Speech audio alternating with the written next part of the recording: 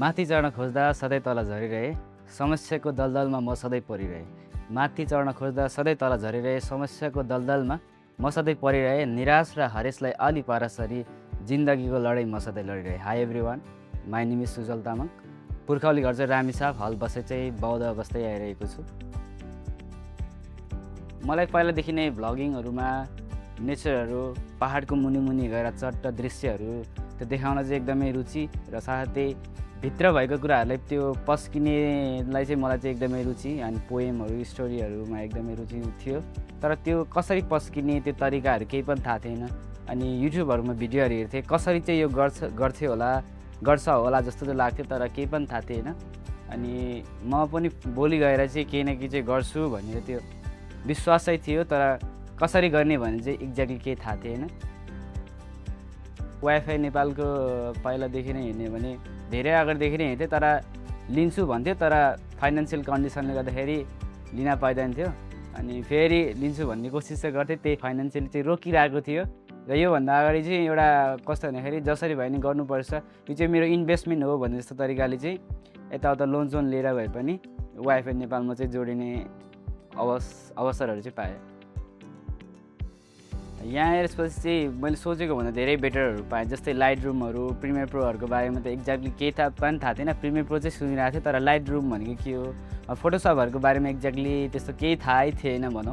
र यहाँ आएर चाहिँ धेरै कुरोहरू सिक्ने अवसरहरू पाएँ। स्टोरी टेलिङदेखि लिएर होइन, म्युजिकले कतिको रोल प्ले गर्छ, बिटहरू, रिदमहरूदेखि लिएर धेरै कुराहरू चाहिँ सिक्ने पाएँ। सोचेको भन्दा धेरै बेटर भएको छ मेरो लागि चाहिँ।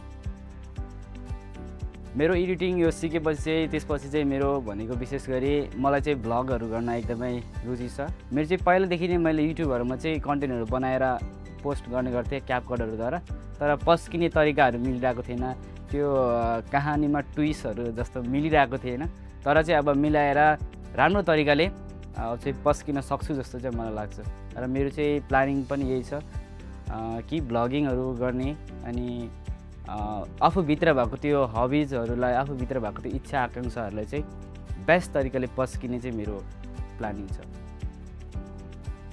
भिडियो एडिटिङ सिक्न चाहनेहरूलाई चाहिँ के भन्न चाहन्छु भने यो भिडियो मार्फत, भिडियो एडिटिङ भनेको चाहिँ अहिलेको डिजिटल युगमा एकदमै चाहिने कुराहरू हो र यो सिक्न धेरै पनि जरुरत छ।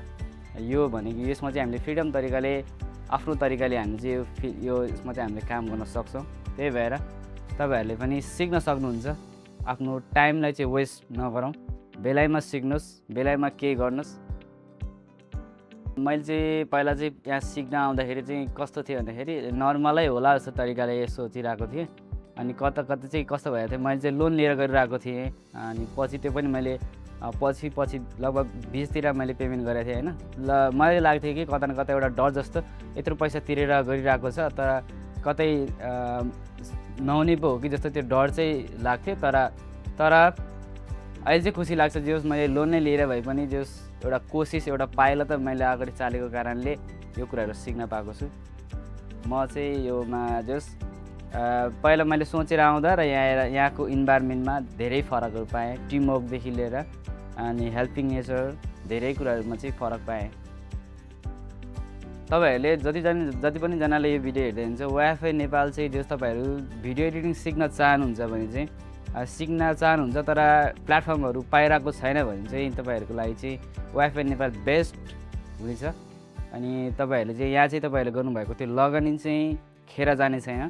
तपाईँहरूले चाहिँ कहाँ सिक्ने, के गर्ने भनेर चाहिँ एउटा प्रपर एउटा बाटो पाइरहनु भएको छैन भने चाहिँ वाइफाई नेपालले तपाईँलाई राम्रो बाटो चाहिँ देखाउनेछ।